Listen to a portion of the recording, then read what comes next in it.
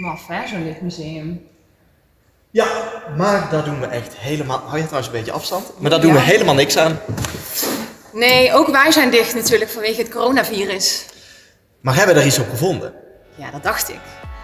Als jullie niet naar ons museum kunnen komen, komen wij gewoon naar jullie toe. Dus hou de komende tijd onze Facebookpagina goed in de gaten. Waarom rij jij eigenlijk?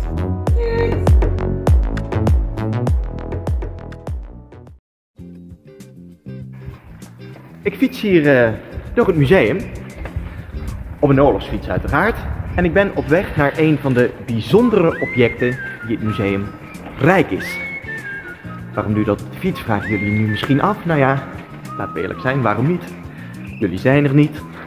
Het kan! Over welk object heb ik het? Over de... voor oorlogsremmen. De B-25.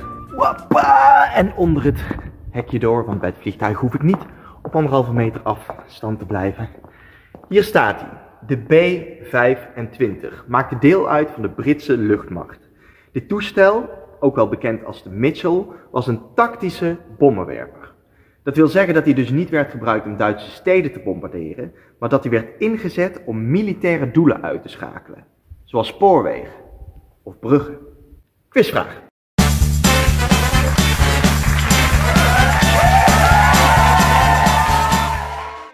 Aan deze driehoek is te herkennen dat de bemanning in ieder geval voor een deel uit Nederlanders bestond. Dat waren dus Nederlandse militairen die meehielpen met de bevrijding van Nederland. Een deel van die mannen was tijdig ontkomen aan de Duitse bezetting. Weer anderen waren op tijd weggekomen voordat de Japanners in Nederlands-Indië stonden. In Engeland waren ze getraind op deze B-25 bommenwerper. En nu vochten ze mee. Onmiskenbare helden. Want ze kwamen zelf zwaar onder vuur te liggen tijdens hun missies. Maar er vielen ook slachtoffers op de grond. Het vliegtuig dat hier in de hal staat, deed bijvoorbeeld ook mee aan de bombardementen op Venlo, eind oktober 1944. Daarbij kwamen ongeveer 80 burgers om het leven. Onbedoeld werden zij geraakt door scherven, vallend puin of instortende huizen. Nederlanders die Nederlanders bombardeerden. De oorlogswaanzin ten top. Ik sta hier nu in het bommenluik van de B-25.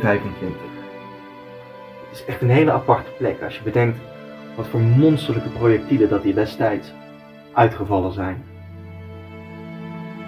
Het verhaal van dit vliegtuig gaat verder.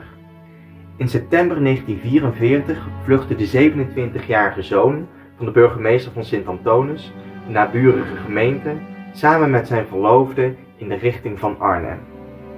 Tony en Gonnie waren bang voor de razzia's die hier in de omgeving overal plaatsvonden. Jonge mannen werden opgepakt om te werk gesteld te worden in de Duitse oorlogsindustrie. Ze gingen naar het noorden en kwamen uiteindelijk in Angeren terecht, op een boerderij die de Hemelse Bongerd heette.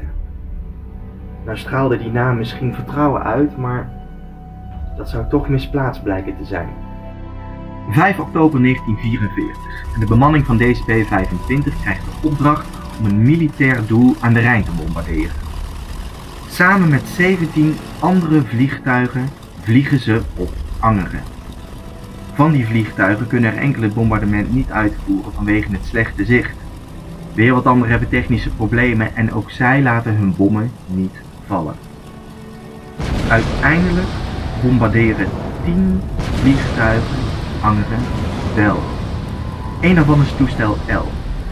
Nu moeten we eens kijken aan de zijkant van dit toestel.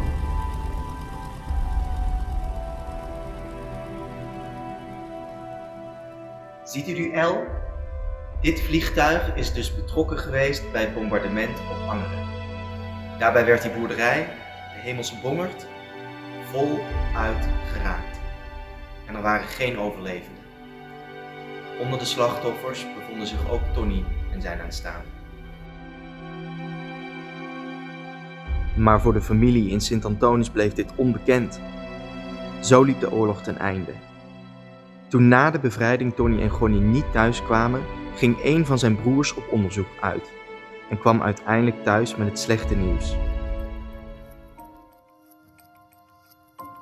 In 1959 wordt het toestel aan ons museum overgedragen. De specifieke oorlogsgeschiedenis van het toestel is dan nog niet in beeld. Een paar jaar geleden blijkt bij onderzoek dat dit toestel betrokken was bij het bombardement op Angeren. Ook dan pas wordt duidelijk wie de slachtoffers waren. Het museum gaat dan op zoek naar nabestaanden. Een jongere broer, toen 92 jaar oud, bleek nog in Graven te wonen. Hij kwam samen met zijn kinderen en kleinkinderen naar het vliegtuig kijken. Geen Duits, maar een Nederlands toestel waaraan één vraag blijft kleven. Is dit het vliegtuig dat mij mijn broer afgenomen heeft?